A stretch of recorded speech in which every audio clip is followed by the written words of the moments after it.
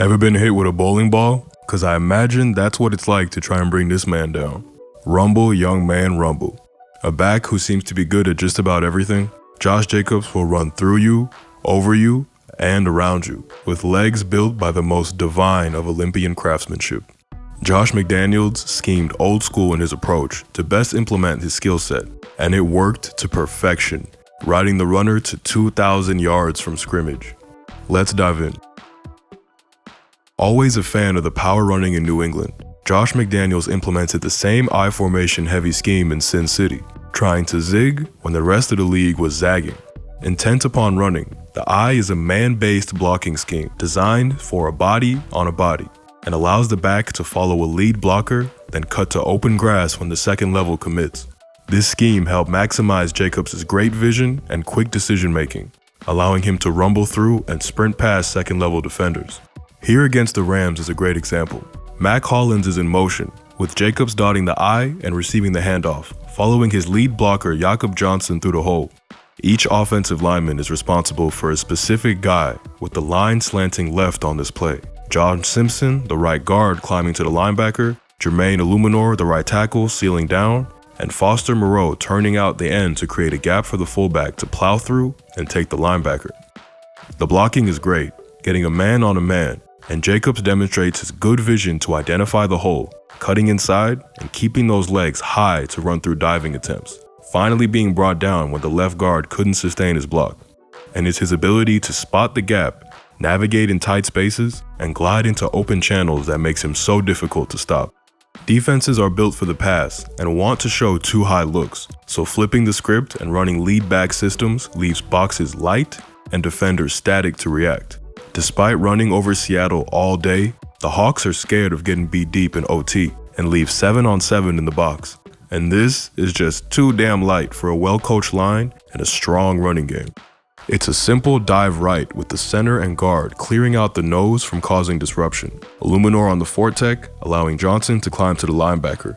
Great blocking leaves Jacobs a flat line to read, and nifty feet and vision put together back-to-back cuts to find daylight through the C-gap. More great blocking from Mac Hollins has the safety sealed off, and that man Jacobs is elite, showing off that game-breaking speed, leaving a trail of flames on the way to the crib. And that's game. And here it is again, this time against a defense that looks tailor-made for this offensive formation. Now Brandon Staley has shown some great innovation for stopping the pass, but his run-fit execution leaves a lot to be desired. The Chargers have an overload to the left side with 6 players on the line, and just a lone Drew Tranquil at the second level. Derwin James is also way off the line of scrimmage. The Raiders run the same play with the line washing down left, and Jacobs following Johnson through the parted C-gap, and 45 has a clear full-speed run-up at 49, pushing him inside and creating a huge lane to run through. Another great block from Hollins on the safety, and Jacobs is darting clean for the 20-yard score. More lead back here, this time diving left, using the right guard to pull and run power, creating 2 lead blocks for Jacobs. As the right guard seals out a perfect block, Jacobs shows us those nimble feet to cut and redirect back through an open lane, bursting through when he sees that daylight. He's initially grabbed by the safety, but shakes off that weak-ass attempt, requiring a gang tackle by the entire secondary to bring him down. Forget efficiency metrics for a second. The shortest path to the end zone is through the middle of the field. If you can't line up and be confident in keeping offenses from blasting you off the ball, hey man, you just don't have a defense, and you will struggle in the playoffs. Jacobs is going to be a great January back. The defense just needs more than one guy. McDaniels saw the Chiefs bringing linebacker blitzes and playing with a wider set front on tape, so he brought in the extra tackle and offset the I in this game. Having Johnson lined up shifted right for a clearer and quicker path to the second level, and then honestly, Jacobs was just elite in this game. 21 carries for 154 yards and 5 catches for 39, willing his team to within 1 point of the eventual Super Bowl champs. Here it is again, blocked to perfection, and Jacobs will just bludgeon off the first few attempts, forcing teams to tackle with more than one man. And with the I offset, the Raiders can invert the blocking responsibilities on the edge, catching the Chiefs' defense static with this one.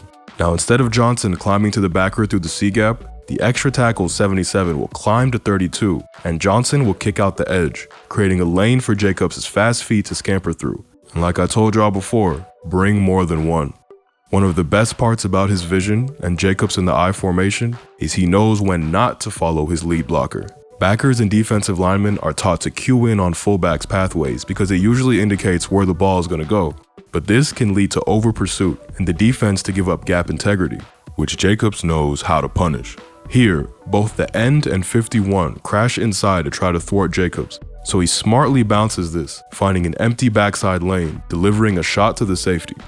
And back against the Chiefs, Jacobs keeps his eyes up and sees the second level pinch, so sharp cuts to the backside, bending his angle upfield and into the open grass before running over another safety.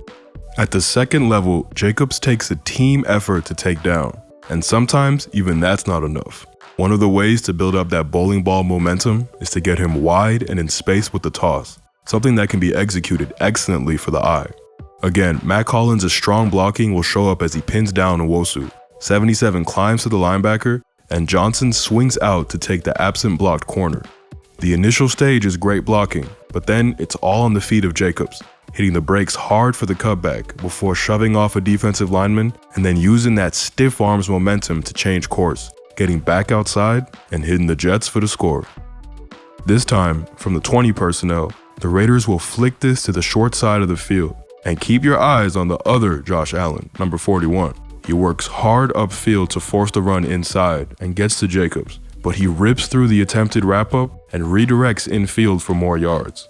But this is a really good recovery by Allen, never giving up on the play and chasing down Jacobs. Allen is quietly becoming an elite player, hidden in one of America's least interesting cities.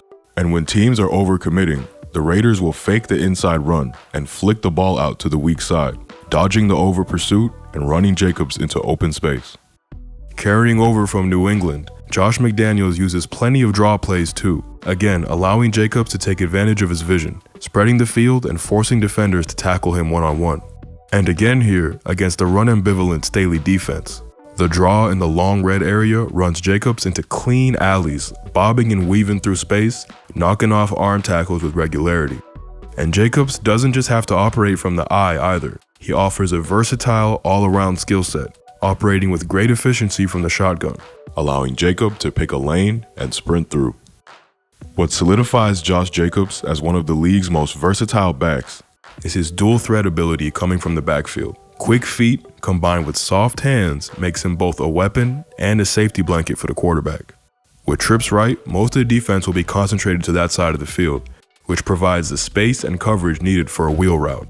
Carr floats this one in perfectly, and Jacobs' soft hands bring him in. Here against the Jags, another situation with trips right where the left side of the field is open for business. Jacobs takes a swing pass from his QB and shows off them Jets by taking this for an easy first down before the DB could even reach his dust.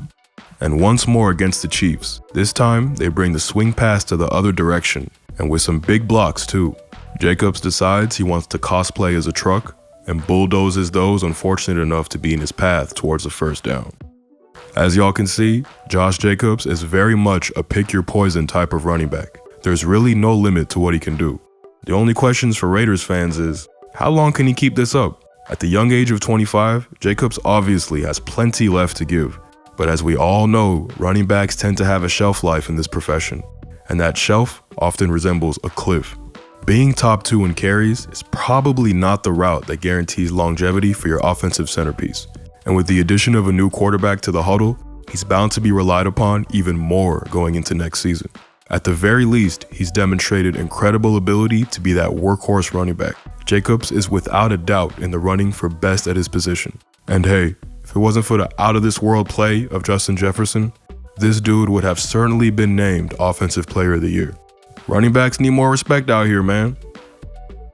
Thanks for watching. If you enjoyed this video, we've got plenty more breakdowns for you to binge. And if you want to keep supporting the channel, Thinking Football is now on Patreon, where all of our college videos can now be found. Take care.